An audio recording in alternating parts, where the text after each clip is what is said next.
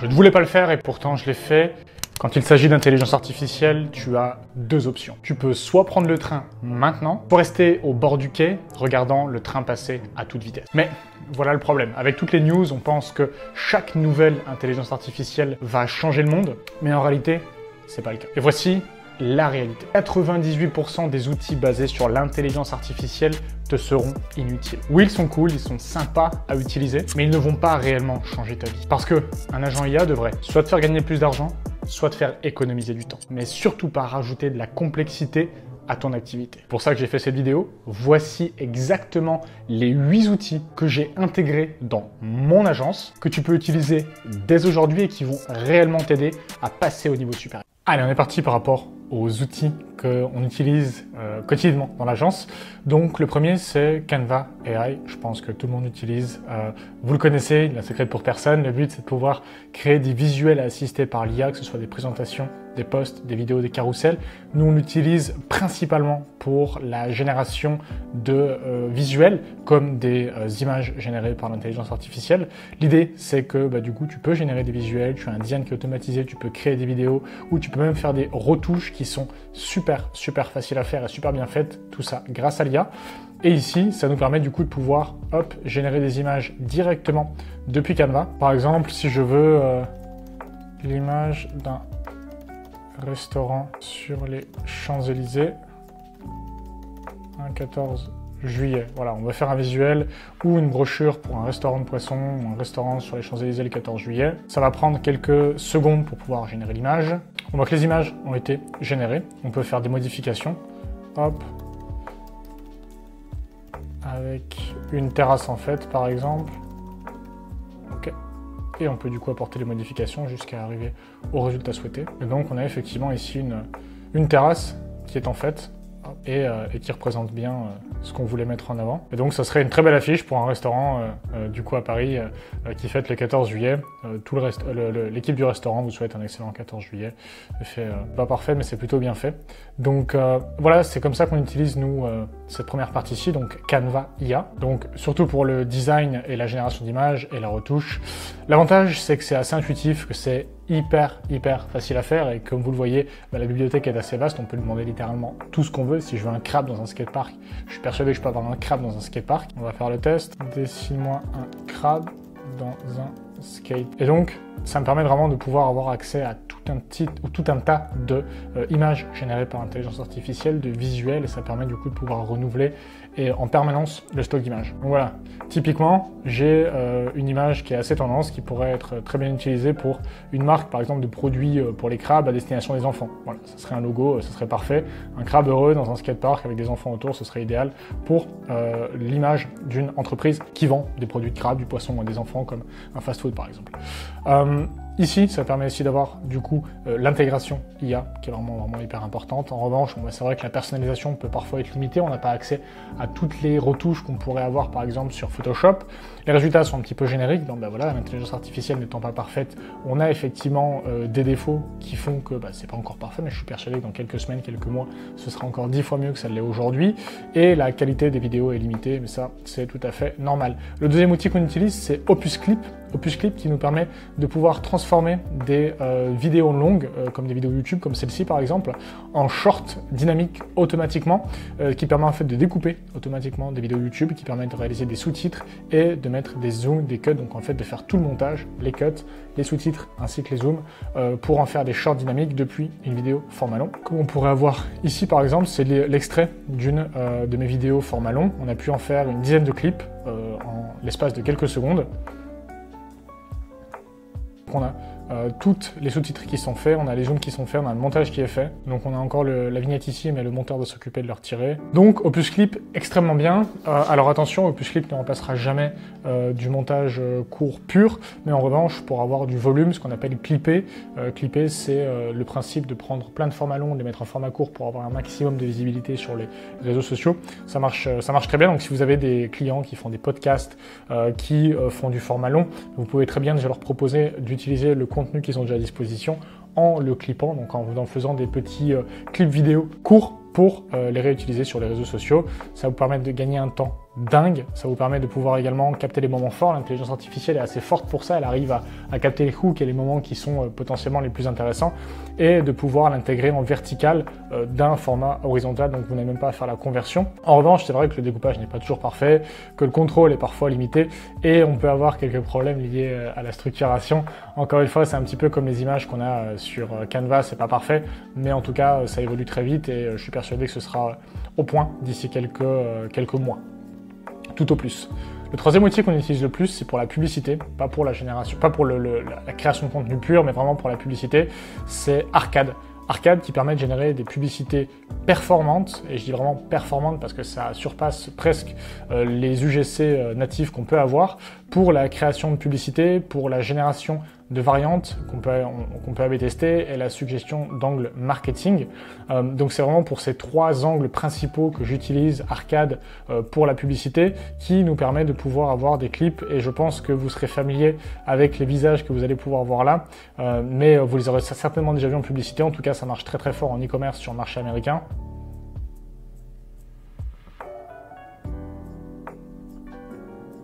Donc on dirait vraiment un vrai UGC qui le fait, qui fait un TikTok ou encore ceci. Le montage est vraiment au point. Donc Arcade très très fort. Je vous le recommande au niveau des coûts. C'est quelque chose qui a quand même un coût qui est assez élevé. Mais en revanche, franchement, si vous avez un gros budget publicitaire, ça vous permet vraiment de gagner beaucoup d'argent, gagner beaucoup de temps. Parce qu'un UGC c'est cher. Un UGC généralement c'est entre 50 et 150 euros la vidéo. Ici vous pouvez avoir 10 vidéos pour une centaine de dollars je crois. Et ça vous permet de pouvoir faire ça instantanément, de pouvoir, voilà, 10 vidéos 110 dollars, de pouvoir le faire immédiatement, de ne pas avoir d'aller-retour avec l'acteur et surtout de pouvoir avoir beaucoup d'acteurs. Donc en fait, l'avantage, c'est que vous n'êtes pas bloqué avec un acteur, c'est que vous pouvez faire 10 créatives avec 10 acteurs différents sans que ça vous coûte une fortune. Donc c'est vraiment top. Par contre, effectivement, ça vient quand même avec des inconvénients. Comme je le disais, ça fait gagner du temps, ça permet d'avoir des angles créatifs qui sont vraiment innovants, inédits, parce que vous pouvez tester plusieurs acteurs, vous pouvez tester plusieurs angles, plusieurs intonations, plusieurs voix. Par contre, ça nécessite vraiment un bon input, ça nécessite de l'apprentissage de la part du logiciel afin d'avoir une qualité qui soit cohérente. Et au niveau des émotions, c'est vrai que ça manque un petit peu d'émotion.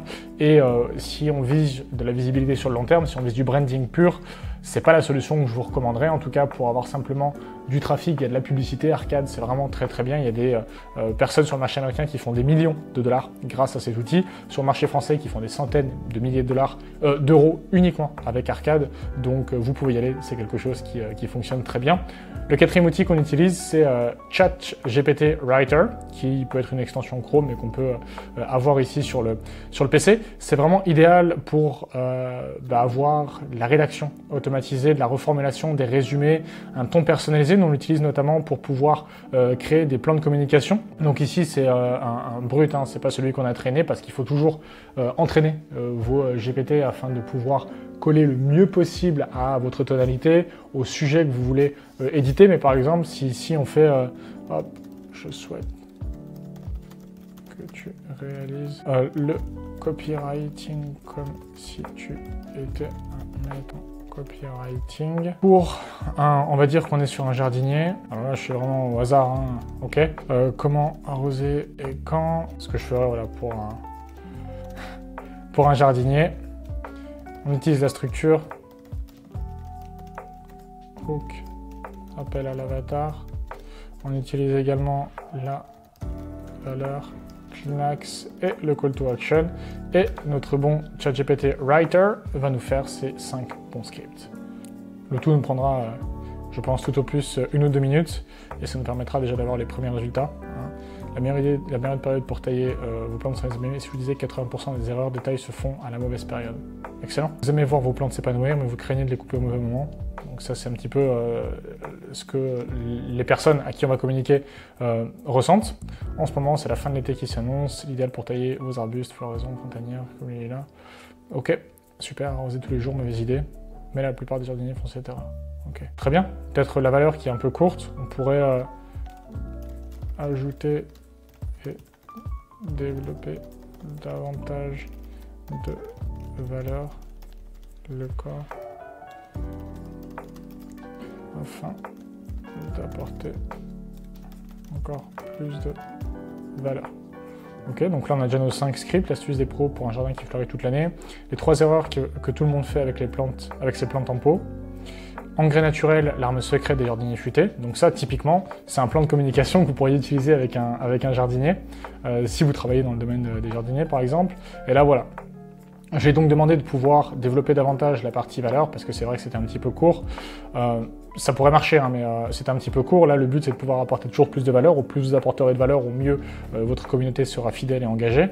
Donc là, on reprend la meilleure période pour tailler les plantes. Donc, on a toujours le même hook, le même appel à l'avatar, sauf que là, on va avoir plus de valeur. La règle d'or, c'est de tailler juste après la floraison, les arbustes qui fleurissent au printemps.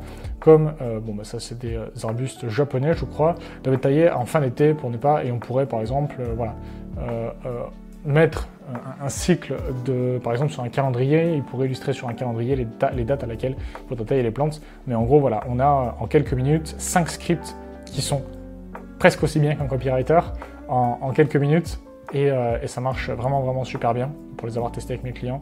Donc n'hésitez pas, ChatGPT Writer, si vous le traînez bien, là surtout qu'on l'a pas entraîné, on lui a pas donné de data, etc. C'est vraiment quelque chose qui est hyper puissant. Et d'ailleurs, je sais pas si vous l'avez remarqué, l'année passée, en 2023-2024, on avait des centaines, voire des milliers de copywriters qui fleurissaient du jour au lendemain, qui utilisaient tous l'intelligence artificielle. Et cette année, j'ai quasiment pas été démarché, en tout cas prospecté par des copywriters, tout simplement parce que ces outils ont quasiment remplacé l'intelligence artificielle, les copywriters. Donc, si vous les utilisez correctement, si vous savez bien leur donner les bonnes informations et que vous savez bien les cadrer, que vous savez bien prompter, vous avez en fait un copywriter quasiment gratuitement, parce qu'un copywriter, ça coûte des milliers d'euros et je pèse mes mots, donc vraiment vous avez un outil qui est absolument incroyable. En revanche, nécessairement, ça a quelques limites. Donc l'avantage, c'est que c'est rapide, qu'il y a quand même des réponses de bonne qualité si on arrive à bien l'entraîner et que c'est assez personnalisé. En revanche, c'est vrai que la structure n'est pas toujours idéale, surtout si vous n'arrivez pas à bien le cadrer. Relecture, et vous êtes parfois limité à de l'email. Avec GPT Writer, c'est pas le cas. Par contre, avec Gemini, qu'on verra juste après, c'est le cas. Alors, au niveau, ici, ça c'est vraiment une pépite qu'on utilise en interne pour le développement de sites web, pour les sites vitrines notamment. 10Webs, c'est vraiment hyper puissant. Ça permet de pouvoir faire de la création de sites web sans code avec de l'intelligence artificielle, donc vous n'avez quasiment même pas à travailler dessus. Tout est déjà construit en fonction des instructions que vous allez donner à 10Webs, et ça permet d'avoir un site qui est durable. Vous pouvez faire un site pour les entreprises, vous pouvez avoir un site vitrine, et vous pouvez même faire des landing pages avec 10Webs, et ça marche vraiment très bien. Donc en gros, 10Webs, ça se présente comme ceci. C'est une plateforme no-code que vous pouvez utiliser pour réaliser vos sites simplement avec des prompts. Hostinger, je crois qu'il utilise aussi cet outil. Au niveau des pricing, c'est vraiment accessible. Vous avez à partir de 10 $ par mois, ça marche hyper bien. Vous avez 5000 mots pour l'assistant IA. Vous pouvez générer un nombre illimité d'images, c'est vraiment top. Vous avez un domaine gratuit jusqu'à 30 $, donc en fait, c'est quasiment gratuit. C'est des storage de 10 Go, 15 jusqu'à 20 Go, jusqu'à 10 000 visiteurs par mois. Vous avez déjà de quoi faire si vous passez les 10 000 visiteurs par mois. Donc franchement, c'est top. Donc comment ça se passe? Vous allez du coup arriver sur cette page-ci. Vous allez, il va vous demander plusieurs informations. Donc si aujourd'hui vous voulez développer un site web pour votre client vous demandez un site web, c'est hyper facile à mettre en place. Disons que c'est pour un restaurant, on va dire un restaurant à Paris. Hop, ok. Donc le nom du restaurant, on va dire que c'est l'entrecôte parisienne. On réalise depuis 1973 des viandes au grill dans les Champs-Élysées. On peut même l'améliorer avec l'intelligence artificielle. Ok. Et donc on peut voir en quelques secondes, on a réussi à avoir une viande grillée succulente. Succulente, idéalement située sur les célèbres Champs-Élysées. Nous mettons un point d'honneur à offrir une cuisine traditionnelle où chaque plat est préparé avec soin. Génial. Hop, ok, on n'a pas de nom de domaine. L'entrecôteparis.fr.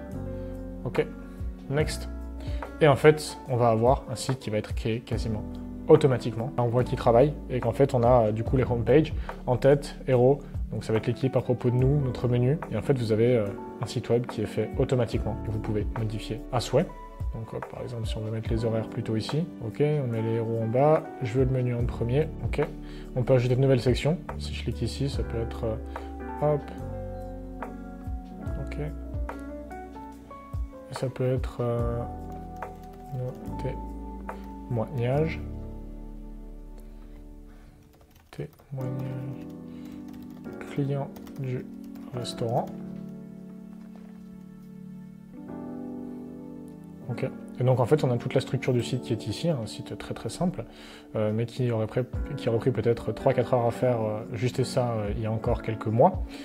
Hop, on peut aller sur Next, on choisit la palette de couleurs. Moi je veux une palette comme ceci, parce que c'est la couleur de la viande, c'est très bien.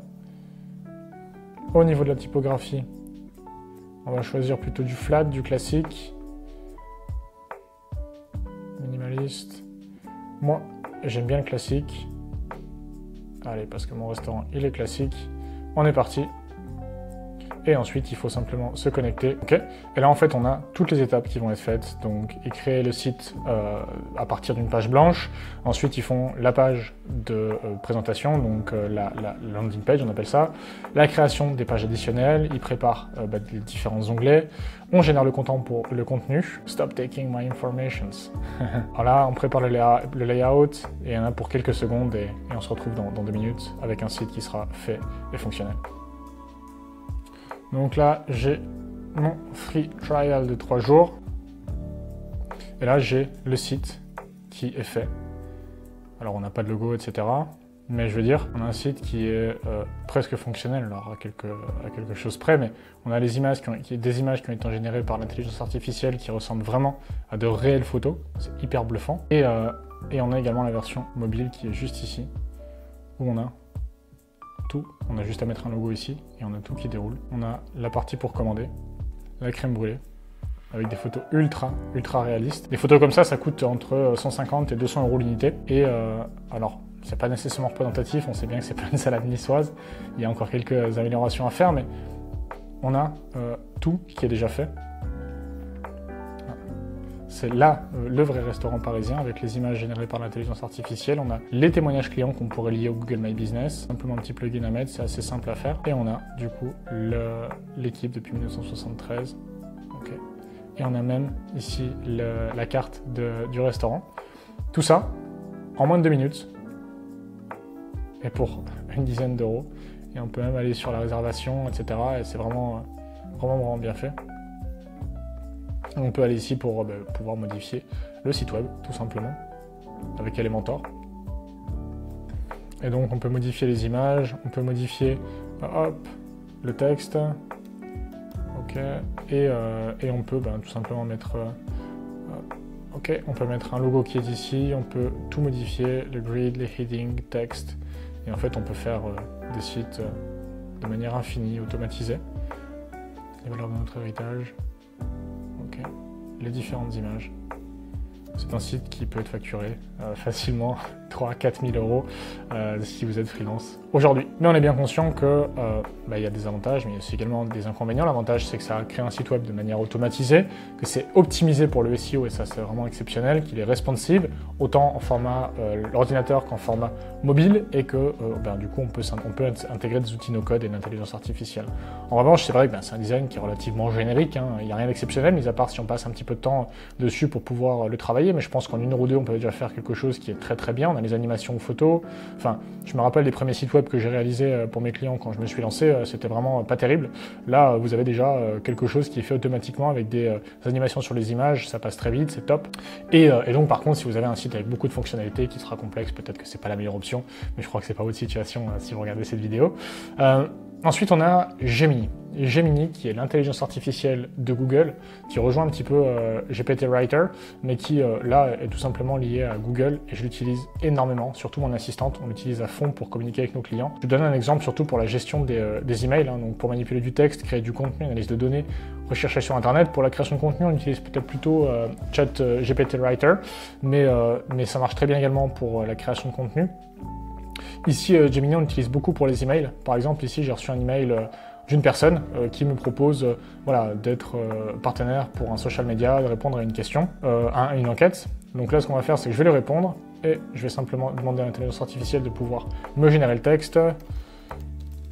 Remercie-le pour son mail et décline son invitation, je ne suis pas intéressé. OK. Créer. Et on va voir qu'en quelques secondes, on a tout qui a été répondu. Et je peux maintenant juste cliquer sur envoyer. Et c'est fait, c'est prêt, c'est répondu. Gemini est vraiment top pour la gestion des emails, pour les Google Docs également. J'utilise beaucoup pour retravailler le format quand je pose des idées sur des documents Google. Word notamment, je demande de pouvoir retravailler un petit peu la forme, la mise en page, ça marche hyper bien pour ça. Et le fait que ce soit intégré à Google et que ça vienne de Google, ça fait que c'est facile à utiliser. Par contre, c'est vrai que c'est un peu moins performant que d'autres intelligences artificielles comme Mistral, Claude ou ChatGPT Writer pour le copywriting. L'interface n'est pas terrible, mais voilà. En tout cas, moi, ce que je lui reproche principalement, c'est d'être beaucoup moins performant au niveau de la qualité des réponses dans certains domaines que Mistral ou que Claude. Le 7e point, c'est Eleven Lab. Eleven Lab, c'est quelque chose également qui marche super, qu'on utilise beaucoup. C'est pour générer des voix off pour du texte, notamment. Donc Eleven Lab, il est ici. Et Eleven Lab, ça nous permet de pouvoir générer, par exemple, pour des vidéos courtes, du texte. Vous l'avez également sur CapCut, qui par contre est beaucoup moins bien intégré. C'est ce qu'on appelle voice over. Si on a un texte, on va pouvoir avoir du coup le voice over ici. Si on a un texte, hop, je peux par exemple le mettre ici, text to speech. Et en français en plus la qualité est vraiment pas bonne. Ok.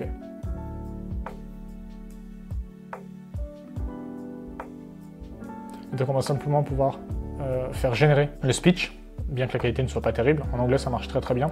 Et on a en fait ici le voice-over qui a été fait. Et Eleven Lab permet de le faire de manière encore beaucoup plus professionnelle. Les voix sont beaucoup plus qualitatives, notamment en français. Hop. Et ça permet de pouvoir générer des textes. Je suis spécialisé dans la food. Ok. Et donc on a plusieurs types. On peut avoir Clément, on peut avoir Maxime. On peut avoir plein de voix différentes et ça marche super bien. Ça marche bien également pour automatiser les appels. Mais nous, on l'utilise beaucoup pour la publicité et pour du coup mettre des voix off sur certains contenus qu'on utilise pour nos clients. Donc Eleven Lab, très bien, un peu coûteux pour la création de vidéos, le doublage multilingue.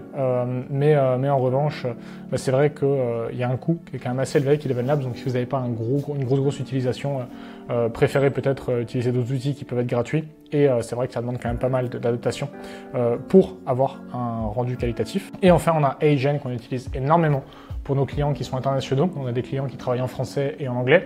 Donc pour la traduction de pièces de contenu, on utilise beaucoup Agent. Ça permet en fait de pouvoir traduire immédiatement les vidéos. Ça fait des démos automatisées et ça permet également de pouvoir faire les sous-titres et faire le montage en même temps que la traduction. Et on voit qu'on peut du coup créer soit des avatars, soit des voix AI comme Eleven Labs, des brands. Nous, ce qu'on utilise beaucoup, c'est pour du coup traduire. Donc c'est souvent des vidéos, donc on peut utiliser un template, on peut utiliser un PowerPoint. Nous, ce qu'on utilise, voilà, c'est beaucoup pour la traduction. Donc on choisit une vidéo. Hop, on va choisir une vidéo au hasard ici et on va pouvoir du coup traduire ces vidéos automatiquement grâce à Agent. C'est un petit peu long, c'est ce que je lui reproche, mais en gros on prend la langue qui est ici, on part du français, bien qu'il puisse le détecter automatiquement, et on va le traduire, on va dire en anglais, ok, et on va sur traduire ici. Et donc après quelques minutes, et la vidéo traduite qui est là. Qu'est-ce que vous en pensez? Pas mal, non? Pas parfait évidemment, mais c'est pas mal.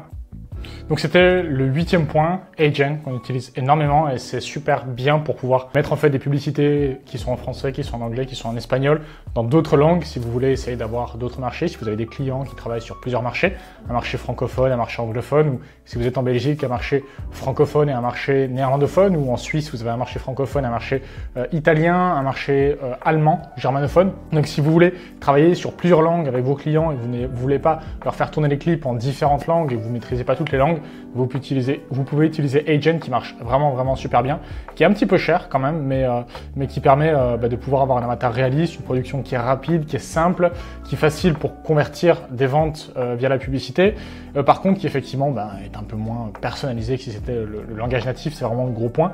Mais voilà concrètement les 8 intelligences artificielles qu'on utilise au quotidien dans l'agence Canva pour la génération de textes et surtout pour pouvoir générer des images.